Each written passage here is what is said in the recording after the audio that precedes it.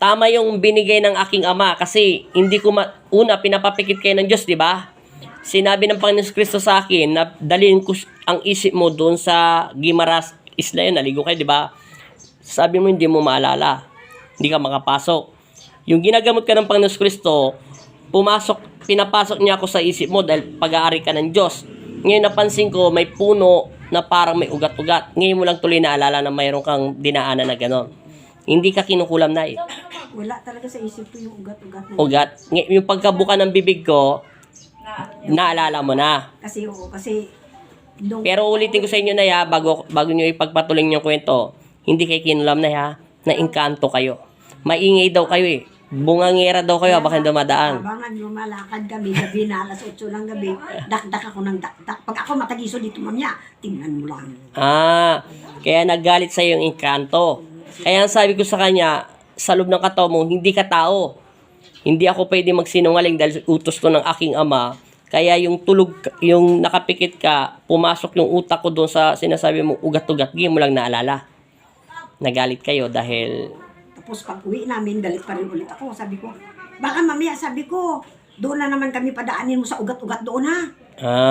Kita mo pero wala kang kinukwento sa akin yun. Tinatanong ko nga, paano naging history ng buhay mo lumaki yung tiyan mo? Kasi galing ka sa 4 na manggagamot, di ba? Tapos, ang sabi nila totoo naman nakita ng magtatawas mo na mayroong bukol. Nilagay yun sa spiritual. Kasi spiritual yung tawas eh.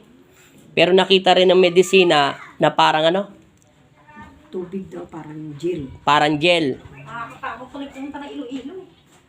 Iloilo ba yun? Iloilo po yun? Gimaras eh. Iloilo? Ibig sabihin niya na, hindi na, una pa ulit-ulit ko tinatanong, pumunta kayo doon sa pinuntahan nyo, ayaw mo, hindi ka makapasok. O ngayon, nakapasok ka na.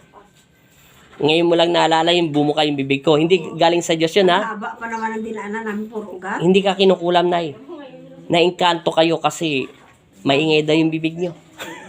Oo, tama nga.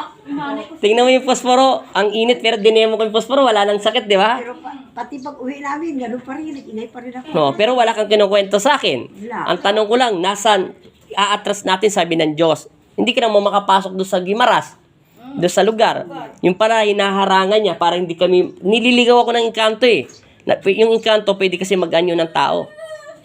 Kaya pala sinasabi niya sa bibig mo, maingay ka. Bungingera ka. Natawa yung mga apo mo. Maingay ba yung lola niyo?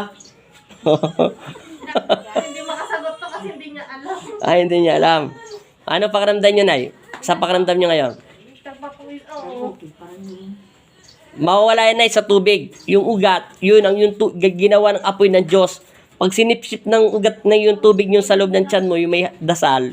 Di ba pinakita ko sa yung malaking tiyan sa'yo?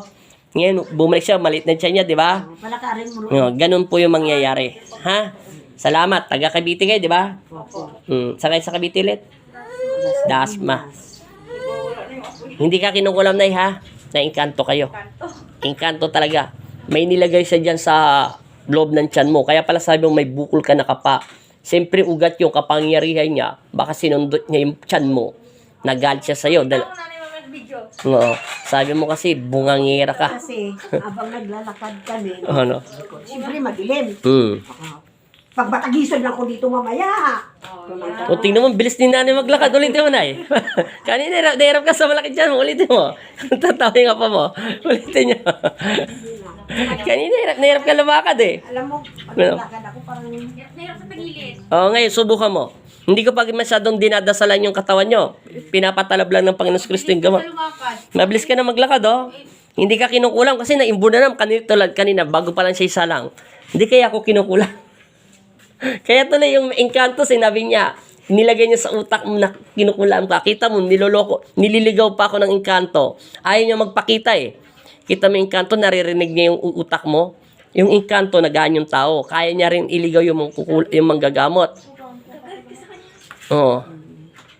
Walang paso yan eh, papel lang yan. Posporo lang. Dinemo ko na sa yung papel, di ba? Walang init. Ay, walang yung posporo. papel na nilagay mo rito. Hindi siya naniniwalang papel lang daw nakalagay dyan. Bakit? Sakit-sakit. Ito yung papel, Yan lang, ayan oh. Buksan nyo. Inipit lang yan doon. Nakapatong nga lang yung papel sa inyo. Parang may bakal na inipit. May bakal daw yung lola mo. Naghiyaw ko eh. Sakit na. Masakit. Narinig mo yung hiyaw na pakalakas? Narinig mo? Tama na? Sakit nga suko. Masakit talaga yun kasi meron nga. Kung hindi ka lang 71 years old, malalaman ko kung anong pang ginawa mong pagbumura sa kanya. Naggalit siya sa iyo. Kasi dayo ka lang eh. Nagsisisigaw ka doon. Tama nga, tama. Salamat sa Diyos ha. Thank you. Dadasalan ko na. Tatapusin ko na kayo. Okay. Magandang hapon. Ay, ang hapon pala. Umaga pa pala. Una? Hindi, umaga pa. Tanghali pa lang. Wala pang umaga pa lang. Wala pang alas 12. Salamat.